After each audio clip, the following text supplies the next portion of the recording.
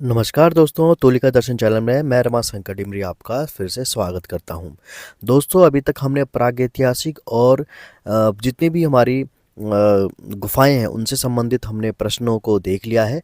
अब हम आज से जो नया टॉपिक है हमारा मध्यकाल की चित्रकला, यानी कि जो मध्यकालीन भारतीय चित्रकला है उससे संबंधित प्रश्नों को देखेंगे, जिसमें हम अपभ्रंश और पाल शैली को मुख्य रूप से देखेंगे। उसके बाद फिर मुगल, राजस्थानी, पहाड़ी और आधुनिक शैलियों को भी देखेंगे। तो आज हम मध्यकाल का जो इतिहास है चित्रकला का, उससे संबंधित प्रश्न यहाँ पर देखेंगे।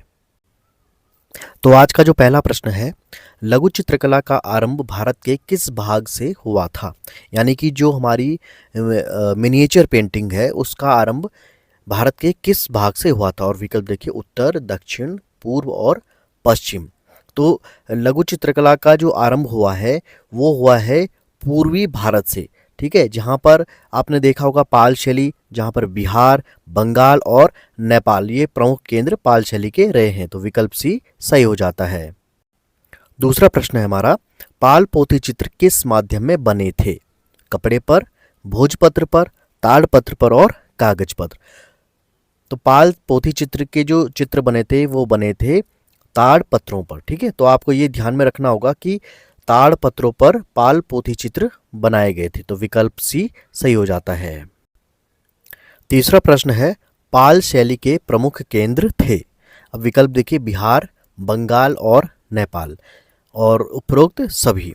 तो जैसे कि मैंने अभी बताया आपको कि जो लघु चित्रकला का आरंभ भारत के पूर्वी भाग से हुआ था, तो ये जो बिहार, बंगाल और नेपाल ये पूर्वी भारत के ही भाग हैं। तो इसके अनुसार जो हमारा विकल्प डी है, उपरोक्त सभी, तो उपरोक्त सभी ये जो बंगाल, बिहार और नेपाल है ये पाल पोथी कला के केंद्र रहे हैं। तो विकल्प डी यहाँ पर सही हो जाता है।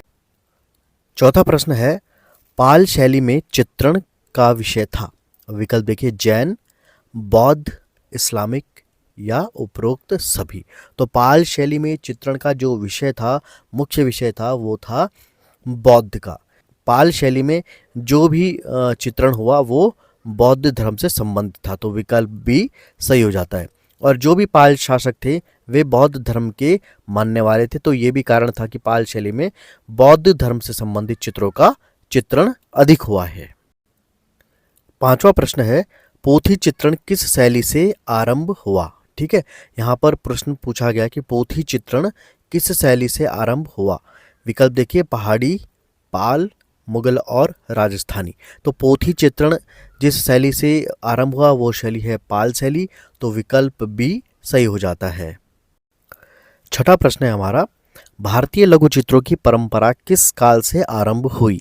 ये काफ़ी इंपॉर्टेंट प्रश्न है। भारतीय लघु चित्रों की परंपरा किस काल से आरंभ हुई? विकल्प देखिए, प्रागैतिहासिक काल, पूर्व मध्यकाल यानी प्राकृत, प्राचीन काल या आधुनिक काल। तो भारतीय लघु चित्रों की परंपरा जो आरंभ हुई है वो हुई है पूर्व मध्यकाल यानी कि प्राकृत काल से। ठीक है, तो ये आपको ध्यान में रखना होगा। ऑप्शन बी इस प्रश्न का सही उत्तर हो जाता है। प्रश्न संख्या 7 है, जैन शैली को पश्चिम भारतीय शैली किसने कहा? ये काफ़ी इंपॉर्टेंट प्रश्न है और बार बार ये टीजीटी कला में पूछा भी गया है। तो जैन शैली को पश्चिम भारतीय शैली किसने कहा है? विकल्प देखते हैं, ईवी हैवेल, चमनलाल मेहता, राय कृष्णदास और आनंद कुमार स्वामी। तो इस प्रश्न का जो सही उत्तर है वो है आनंद कुमार स्वामी। आनंद कुमार स्वामी जी ने जैन शैली को पश्चिम भारतीय शैली कहा है। तो विकल्प डी यहाँ पर सही हो जाएगा। और जैन शैली को अलग अलग विद्वानों ने अलग अलग नाम से भी पुकारा है। तो ये ध्यान में रखना होगा आपको। आठवां प्रश्न है हमारा, अपभ्रंश शैली के चित्रों में मानव अंग प्रत्यंग बने हैं।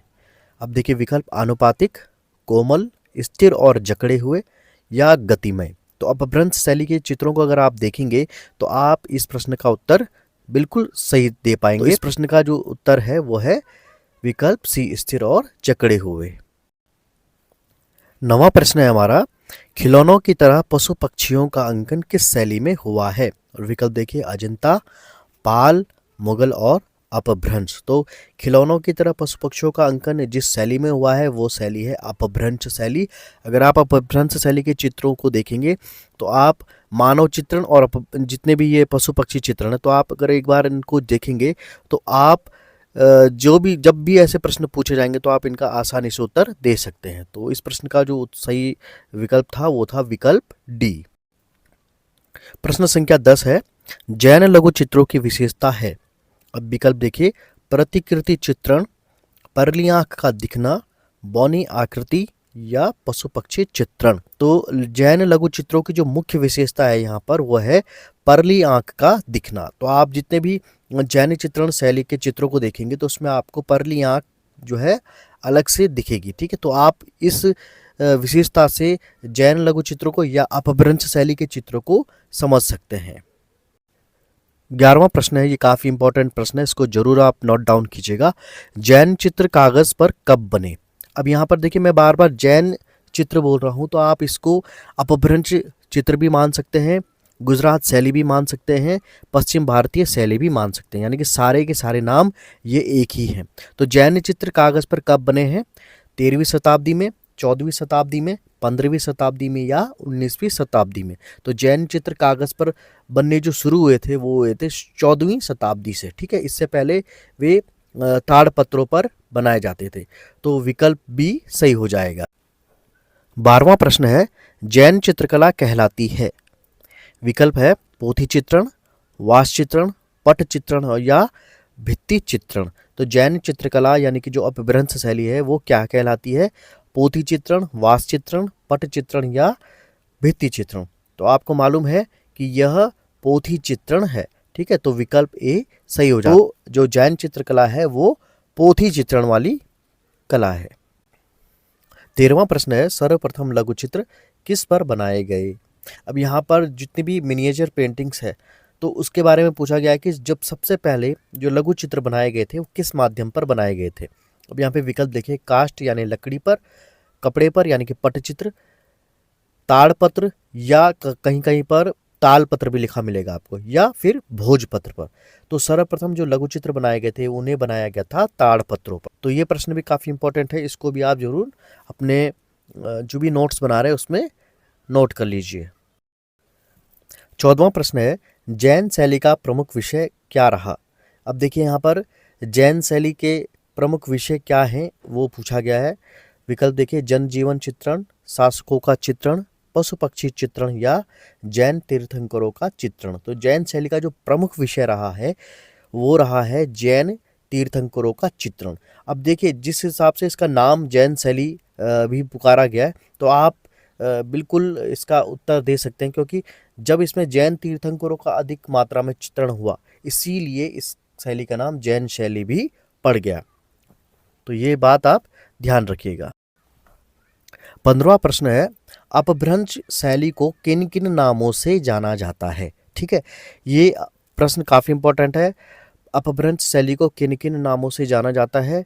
विकल्प देखिए, जैन शैली, गुजरात शैली, पश्चिम भारतीय शैली या उपरोक्त सभी। तो इस प्रश्न का जो सही उत्तर है वो है उपरोक्त सभी। आप देख रहे होंगे कि मैं बार बार प्रश्न में जैन शैली ही नाम ले रहा हूँ। मैं इसलिए नाम बार बार ले रहा हूँ क्योंकि जैन शैली ही अपभ्रंश शैली है, वही गुजरात शैली है और वही पश्चिम भारतीय शैली है।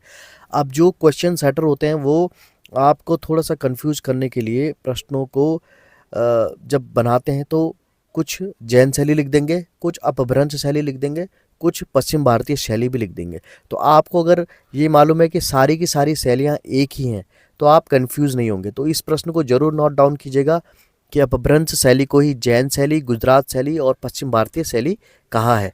ये भी हो सकता है कि प्रश्न इस तरीके से पूछ लिया जाए आपसे कि किस विद्वान के अनुसार अपभ्रंश शैली को पश्चिम भारतीय शैली कहा गया, या किस विद्वान के अनुसार जैन शैली नाम दिया गया, या किस विद्वान के अनुसार गुजरात शैली नाम दिया गया। तो ये काफ़ी इंपॉर्टेंट प्रश्न है। तो ये था हमारा आज का एपिसोड जिसमें हमने मध्यकालीन भारतीय चित्रकला से संबंधित प्रश्नों को देखा, जिसमें कि अपभ्रंश और पाल शैली के महत्वपूर्ण प्रश्न थे। अपभ्रंश और पाल शैली से महत्वपूर्ण प्रश्न अभी बाकी बचे हुए हैं, उनको मैं नेक्स्ट एपिसोड में बताऊंगा। तो आप इन प्रश्नों को नोट डाउन जरूर कीजिएगा।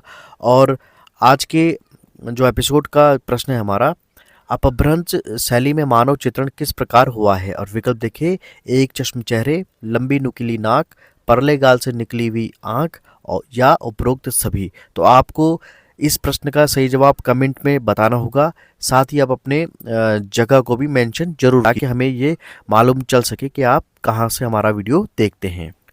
पिछले अंक में हमने आपसे प्रश्न पूछा था, स्वर्णिम विभाजन सिद्धांत कहाँ के कलाकारों ने विकसित किया था। इस प्रश्न का सही जवाब है, यूनान के कलाकारों ने स्वर्णिम विभाजन का सिद्धांत प्रतिपादित किया था।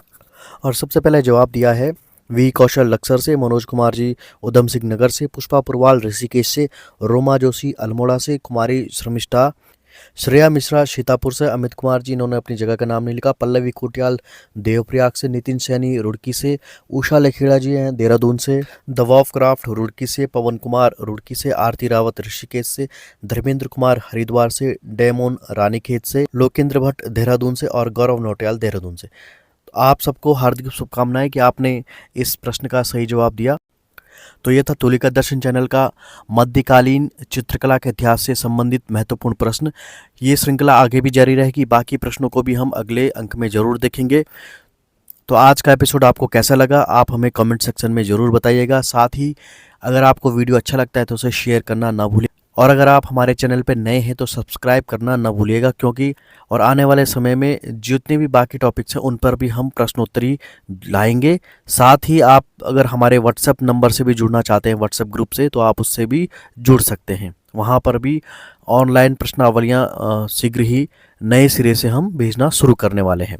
तो ये था तुलिका दर्शन चैनल का आज का अंक। आपको कैसा लगा यह हमें कमेंट सेक्शन में ज़रूर बताइएगा। तो आज के लिए इतना ही, दीजिए मुझे इजाज़त। नमस्कार।